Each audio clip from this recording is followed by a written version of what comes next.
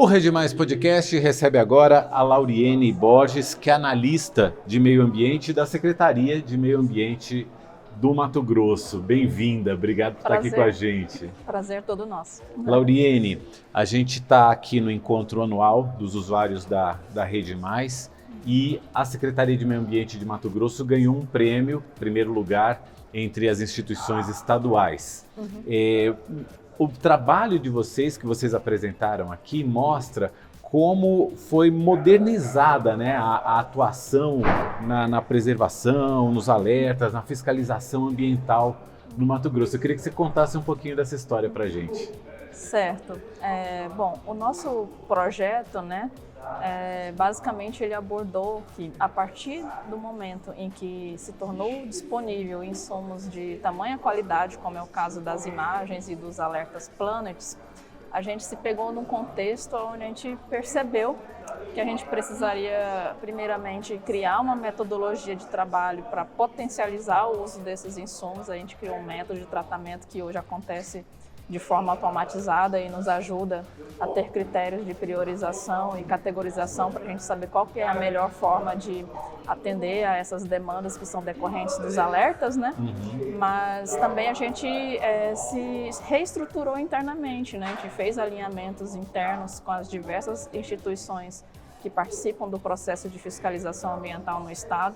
A gente tem o pessoal do Batalhão Ambiental que atua junto conosco, temos o pessoal do Corpo de Bombeiros Militar, o pessoal do Ministério Público, das diretorias regionais da SEMA, né? Nós temos 9 unidades regionais distribuídas no estado.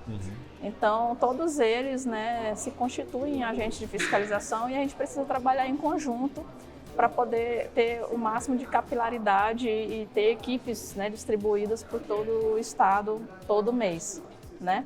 Então, de uma certa forma, a existência dos produtos do programa Brasil Mais acabou nos estimulando a evoluir nesse sentido e, paralelamente a isso também, a gente acabou dando encaminhamento a alguns projetos paralelos que estavam acontecendo na Secretaria com mais celeridade, como a implementação dos sistemas Siga Autuação e Siga Responsabilização.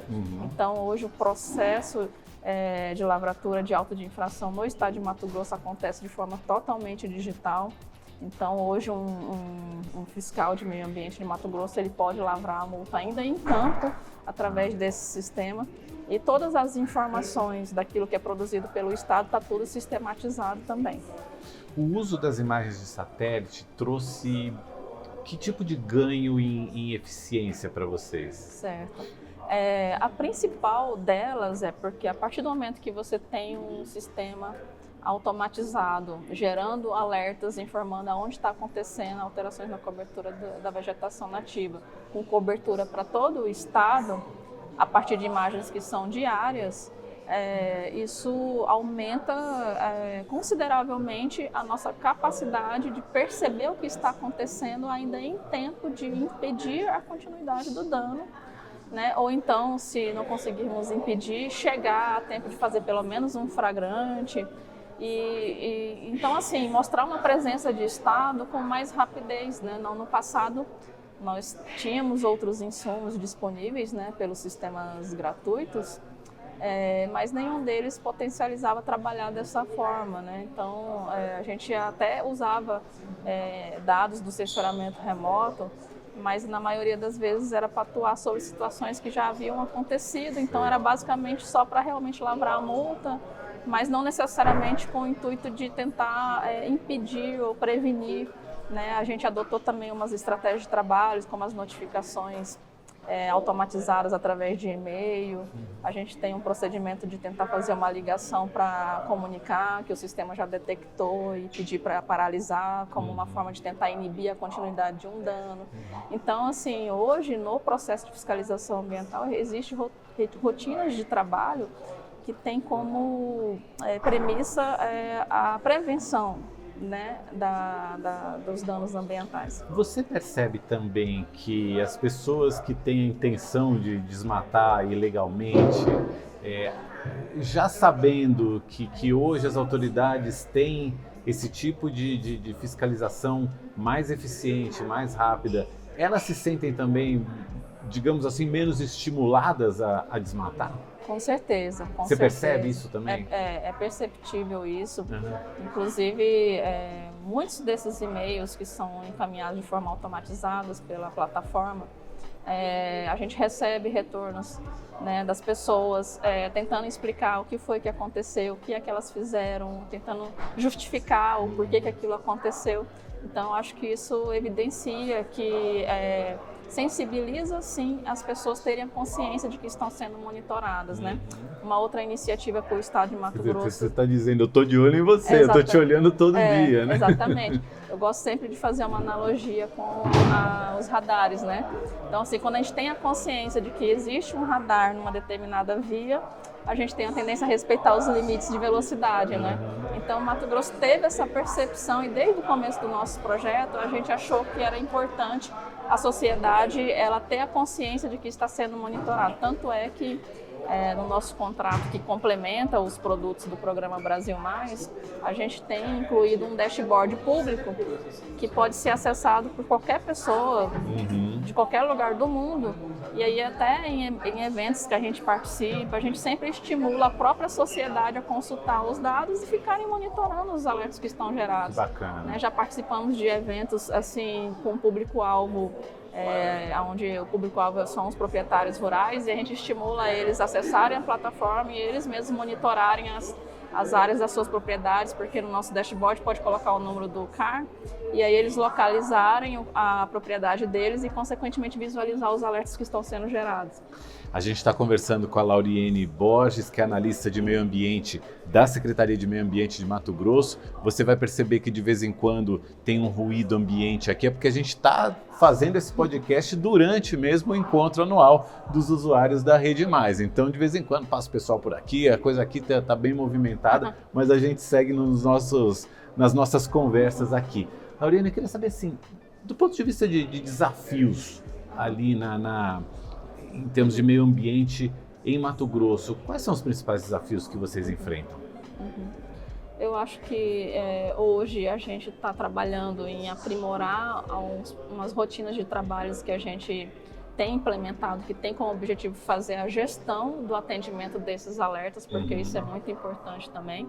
Então a gente está com um projeto em desenvolvimento que é chamado Siga Alerta, onde a ideia é que esses alertas que são gerados através do programa, eles entrem no repositório de um sistema nosso, né?